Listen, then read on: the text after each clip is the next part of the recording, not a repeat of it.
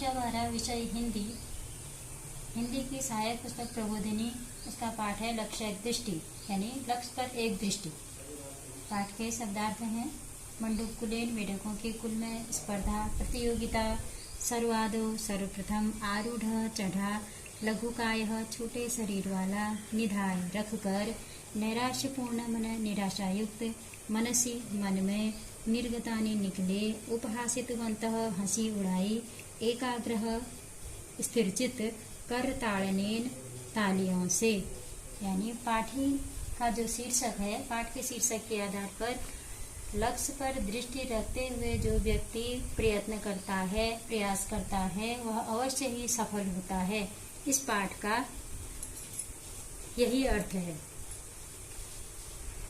अथ कदाचित मंडूकुलेन काचित स्पर्धा आयोजिता। कभी किसी मेढकों के कुल में कोई प्रतियोगिता आयोजित की गई। यह समुच्चस्य स्तंभस्य शिखरं सर्वादो प्राप्नुयात् स विजयी भवेत् इति सर्वे मंडूके निर्णीतम्। जो स्तंभ के उच्च शिखर को प्राप्त करेगा वह विजयी होगा, ऐसा मेढकों द्वारा निर्णय लिया गया। स्पर्धायां भागं ग्रहीतुं बहवः मंडूकाः अग्रे आगतवन्तः। प्रतियोगिता में भाग लेने के लिए बहुत से मेढक आगे आए। स्पर्धा दृष्टुं तु असंख्या मंडूकाः तत्र सम्मिलिता। स्पर्धा को देखने तो असंख्य मेढक वहां सम्मिलित हुए। स्पर्धा आरब्धा, प्रतियोगिता आरंभ हुई। मंडूका स्तंभस्य आरोहणम् आरब्धवन्तः। मेढकों ने खंबे पर चढ़ना आरंभ किया। प्रेक्षका मंडूका करताड़नेन अरे अहो हो इत्याभिः शब्दे च स्पर्धार्थिनः प्रोत्साहितवन्तः। प्रेक्षक अर्थात दर्शक मेढक तालियों से अरे, अहो, हो इत्यादि शब्दों से प्रतियोगियों को प्रोत्साहित करते। स्तंभम तु समुच्च, खंबा तो ऊंचा है।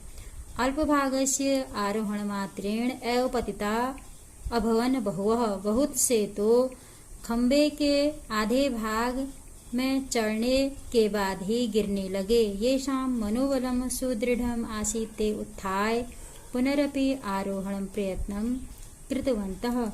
जिनका मनोबल सुदृढ़ था वे उठकर दोबारा चढ़ने का प्रयत्न करने लगे। तथापि केनापि मंडूकेन स्तंभस्य पादभागमपि न आरूढ़ः। लेकिन फिर भी कोई मेढक खंबे के ऊंचे यानी पहले भाग को प्राप्त नहीं कर सका। दर्शका स्पर्धार्थिनः च परस्परम अवदन्। दर्शक और प्रतियोगी आपस में कहने लगे, मंडूक कुलेन केनचिदपि स्तंभस्य आरोहणं कर्तुं न शक्यम् इति। मेढकों के कुल से तो कोई भी खंबे में चढ़ सकने में समर्थ नहीं है। इस प्रकार एव स्थिते अपि केचन पुनरपि प्रयत्नं कृतवन्तः। इस प्रकार कई लोगों ने बार बार चढ़ने का प्रयत्न किया, किंतु अन्येषां मंडूकानां नैराश्यतापूर्ण वचनं श्रुत्वा ते भीताः सन्तः अधः पतितवन्तः। किंतु अन्य मेढकों के निराशापूर्ण वचनों को सुनकर वे भयभीत हुए और नीचे गिर गए। किंतु एकः लघुकाय मंडूकः मंदं मंदं स्तंभस्य आरोहणम् आरब्धवान्। लेकिन एक छोटा मेढक धीरे धीरे खंबे पर चढ़ने लगा। ऐसः लघुकायः कथम स्तंभस्य आरोहणं कुर्यात्।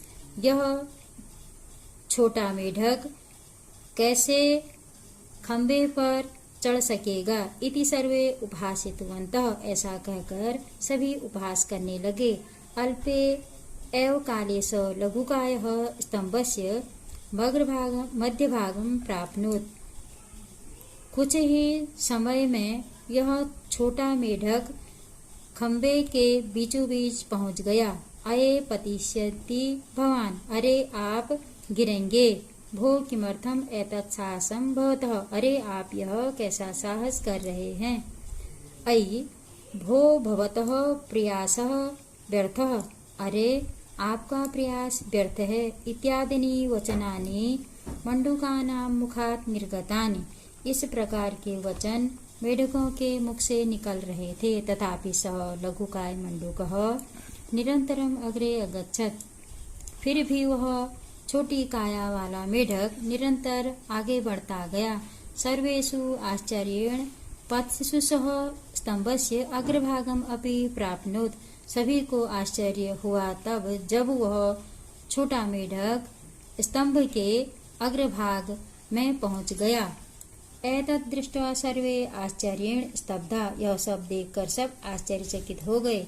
कथम एषः लघुकायः स्तंभस्य आरोढुं शक्तवान्, कैसे यह छोटा मेढक खंबे में चढ़ने में समर्थ हो गया। इति ते परस्परम अवदन्। इस प्रकार वे परस्पर कहने लगे, आपस में बोलने लगे। केनचित् पृष्टः स लघु मंडूकः अवदत्। किसी के पूछने पर वह छोटा मेढक बोला, अहम एकाग्रः आसम, मैं एकाग्रचित्त था। लक्ष्यं मनसि निधाय मया अग्रे गतम, लक्ष्य को मन में रखकर मेरे द्वारा आगे चला गया।